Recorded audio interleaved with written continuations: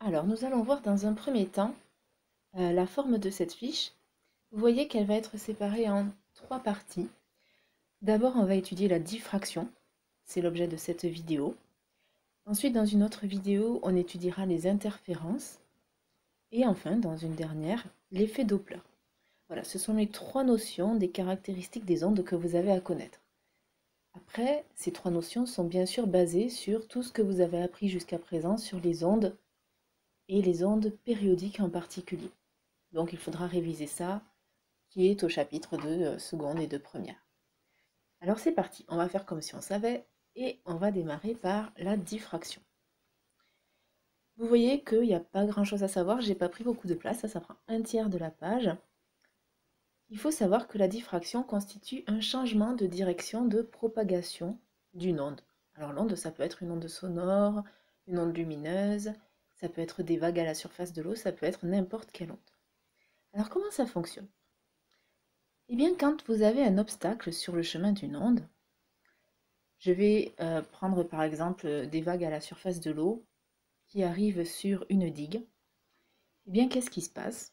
Alors, ces vagues ont une certaine longueur d'onde lambda, et quand elles traversent la digue, voilà ce qui se passe. Elles vont changer de direction de propagation. Au lieu d'aller tout droit, il y en a certaines qui vont dévier un petit peu.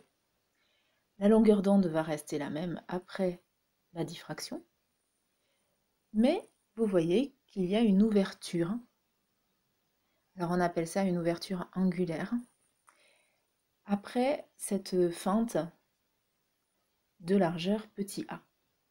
Alors, on aurait pu obtenir la même chose avec à la place d'un trou de largeur petit a, un obstacle de largeur petit a. Par exemple, un poteau dans l'eau de largeur a aurait eu exactement le même effet. Alors, on va continuer ce schéma. Sur le schéma, vous allez devoir rajouter la plage, donc qui peut être aussi un écran si on parle d'onde lumineuse, à une distance grand D de l'obstacle. Θ, l'ouverture angulaire, et grand L, la largeur de la plage ici qui va être atteinte par les vagues. Et si on regarde sur un écran, ça va être la largeur de la tache centrale. Pourquoi la tache centrale? Parce qu'il va y avoir des taches secondaires. Et cette largeur de la tache centrale, attention, il ne faudra pas la prendre là où on voit le rouge s'éteindre. Il faut la prendre en haut et en bas au niveau du milieu de l'espace noir que vous aurez. On appelle ça le milieu de l'extinction. C'est très important. Voilà, ne vous trompez pas quand vous allez devoir mesurer sur un schéma. C'est ça qu'il faut prendre, le milieu de l'extinction, de chaque côté de cette tache centrale. Les taches secondaires sont 2 fois plus petites, donc méfiez-vous, ne les prenez pas en considération, on considère que la tache centrale. Voilà, alors à partir de là, le schéma est terminé. N'oubliez pas de tout y mettre. Lambda, la longueur d'onde, petit a, la largeur de l'obstacle ou de la fente, θ, l'ouverture angulaire, grand L, la largeur de la tache centrale, et grand D, la distance entre l'obstacle et l'écran. Alors, pourquoi? Parce que nous allons avoir une double formule à connaître pour cette ouverture angulaire. Θ, il est égal soit à lambda sur A, soit à grand L sur 2D, en fonction de ce que l'on considère.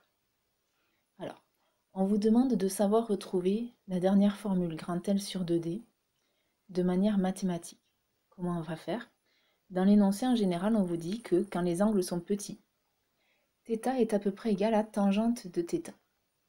Et la tangente, c'était côté opposé sur côté adjacent. Donc il faudra faire un triangle rectangle sur votre schéma et trouver qui est le côté opposé, le côté adjacent, les diviser. Lambda sur A, en général, on retrouve cette formule plutôt en TP, en traçant θ en fonction de 1 sur A.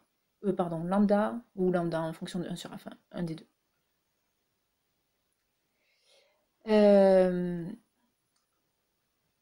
Donc on obtiendra une droite.